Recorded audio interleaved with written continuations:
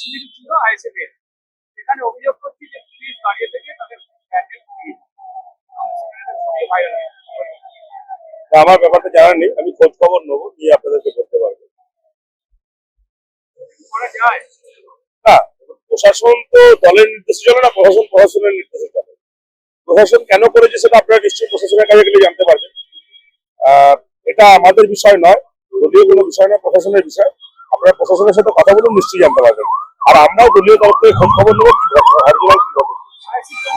তৃণমূল থেকে না, দলের সাথে তৃণমূল কংগ্রেস এরকম কোনো ঘটনার সাথে যুক্ত না, তৃণমূল কংগ্রেস জানেও না।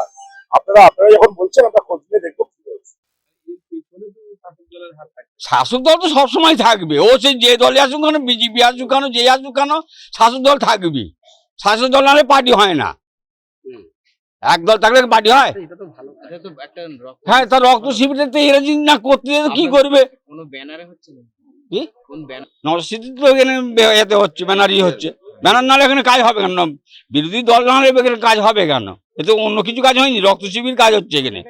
এখানে তো কোনো মারপিট দাঙ্গার কোনো কাজ না তো এখানে, ভালো কাজ এখানে, সোশ্যাল কাজের জন্য এখানে এটা করা হচ্ছে।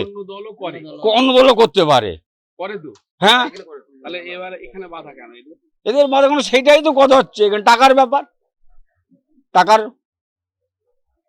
পুলিশকে দিয়ে তো, পুলিশ টাকা খেয়েছে, আমি বলছি তো। কেন করতে দেবেন? এটা তো রক্ত শিবির, রক্ত তো যে কোনো লোকের লাগতে পারে, আমারও লাগতে পারে, আপনারও লাগতে পারে।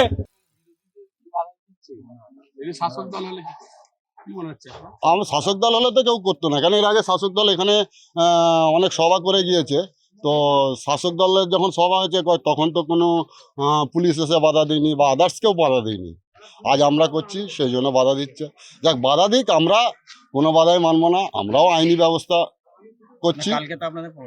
আমাদের আজকেই আইনি ব্যবস্থা হয়ে যাবে, অবশ্যই করব।